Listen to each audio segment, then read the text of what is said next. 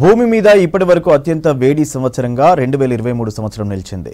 ఈ ఏడాది summer season కూడా అత్యంత వేడిగా ఉండబోతోందన్నారు వాతావరణ శాఖ అధికారులు. దీనిపై provisional state of the global climate రిపోర్ట్ను ప్రచురించింది. గతేడాది వసంతకాలం, వేసవి సీజన్లలో ఎల్ నినో తరహా పరిస్థితులు అలుముకున్నాయి. దీని ఎఫెక్ట్తో ఈ ఏడాదిలోనూ టెంపరేచర్స్ పెరిగే ఛాన్స్ ఉందని హెచ్చరిస్తున్నారు వాతావరణ శాఖ అధికారులు.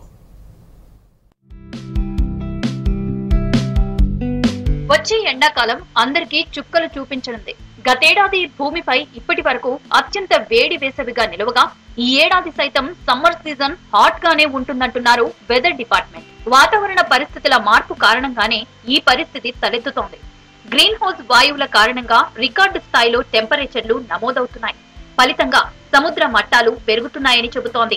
ఇవన్నీ ఈ ఏడాది సమ్మర్ లో ఎండలు దంచికొట్టేందుకు దారి తీసే అంశాలే అంటోంది వరల్డ్ మెట్రలాజికల్ ఆర్గనైజేషన్ రిపోర్ట్. మనకి 2024 సమ్మర్ కూడా కొద్దిగా వేడిగా ఉండే అవకాశం అయితే కనిపిస్తుంది. మనకి ఫిబ్రవరి నెలలోని కొద్దిగా ఫిబ్రవరి అంటే మొదటి వారంలోని కొద్దిగా ఉష్ణోగ్రతలు తగ్గినప్పటికీ రాత్రిపూట ఉష్ణోగ్రతలు ఆ తర్వాత నుంచి సాధారణ ఉష్ణోగ్రతలు మరి ఫిబ్రవరి నెలాఖరు నుంచి ఉష్ణోగ్రతలు పెరిగే అవకాశం అయితే కనిపిస్తుంది. అలాగే మార్చి 20వ తేదీ నుంచి మనకి ఉష్ణోగ్రతలు అత్యధికంగా ఉండే అవకాశం అయితే కనిపిస్తుంది అనమాట. ఈ మనకి ఎల్ నినో యొక్క ప్రభావం వల్ల మనకి దీని యొక్క ప్రభావం ఎక్కువగా వింటర్ మీద అయితే కనిపిస్తుంది. మనకి ఈసారి శీతాకాలం కొద్దిగా వార్మింగ్ వేసవి అదండి మనకి వెచ్చటి వాతావరణాన్ని అయితే అందించడం అయితే జరిగింది. దీని యొక్క ప్రభావం మనకి వచ్చే వేసవి కాలం మీద కూడా ఉండే అవకాశం అయితే కనిపిస్తుంది అనమాట. జనవరి నెలలో పగటిపూట ఉష్ణోగ్రతలు సాధారణం కంటే 3 నుంచి 4 డిగ్రీలు తక్కువగా నమోదవ్వాలి. కానీ సాధారణం కంటే 3 నుంచి 4 డిగ్రీలు ఎక్కువగా రికార్డవుతున్నాయి. ఫిబ్రవరిలో పగటిపూట ఉష్ణోగ్రతలు మరింతగా పెరిగే అవకాశం ఉందని చెప్తున్నారు వాతావరణ శాఖ. మొత్తంగా ఇప్పుడే ఇలా ఉంటే సమ్మర్ లో పరిస్థితి ఎలా ఉంటుందోనని భయపడుతున్నారు ప్రజలు. మనం చూసుకున్నట్టయితే గ్లోబల్ టెంపరేచర్స్ అనేవి సాధారణం కంటే 1 డిగ్రీ నుంచి 1.5 డిగ్రీల వరకు పెరగడం అయితే జరిగింది.